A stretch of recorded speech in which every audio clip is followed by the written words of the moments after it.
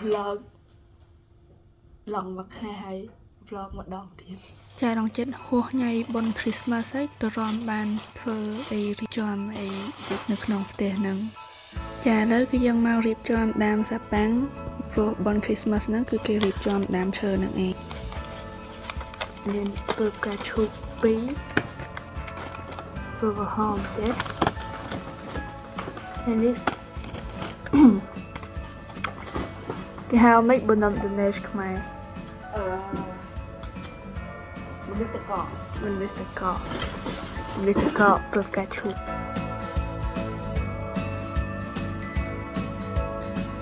ចាឥឡូវដើមសាប៉ាំងរៀបចំអីតែងអីអស់ហើយឥឡូវយើងមកតុបតែងនៅក្នុងផ្ទះវិញនេះអីតលកាយដាក់នៅលើសាប៉ាំងដាក់នេះគឺសាប៉ាំងនេះដាក់នៅឈឹងដាក់លើហ្នឹងដាក់កោះនេះដាក់ក្នុងបាច់ឆាន់ដាក់នោះអា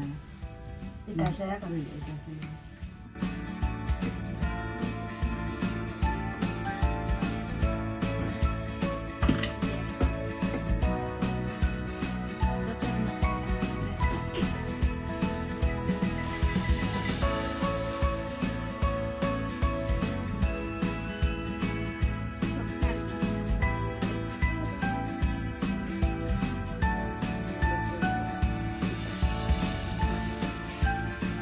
เป็นเตรียมเป็นเต้นี่นะเป็น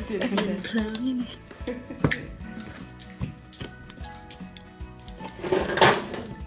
ลือเหรอ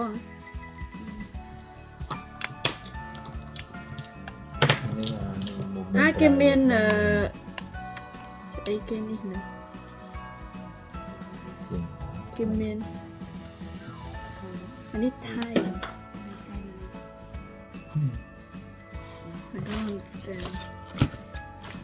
ចាហើយទៅចង់ដាក់ភ្លើងនៅលើសាប៉ាំងហ្នឹងហើយឥឡូវមកតាក់អញ្ចឹងពេញហ្នឹងគឺពងគ្រូកន្លែងណាដែរអាចស្រាយ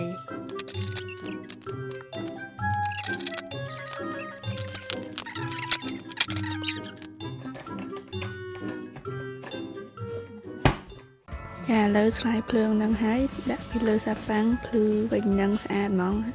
ចាស្អែកឡើងហ្នឹងនៅភូមិខ្ញុំហ្នឹងមានស្អីដូចតាណូអែលអីគេបាក់ភ្លើងសាប៉ាំងនេះនៅក្នុងភូមិហ្នឹងហើយល្ងាចហ្នឹងគេបាញ់ជ្រួច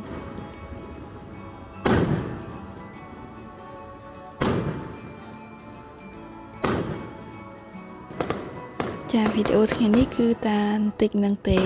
ញ្ចឹងសូមអរគុណដែលបានមើលដល់ចប់ហើយជួបគ្នានៅវីដេអូក្រោយទៀតបាយបាយ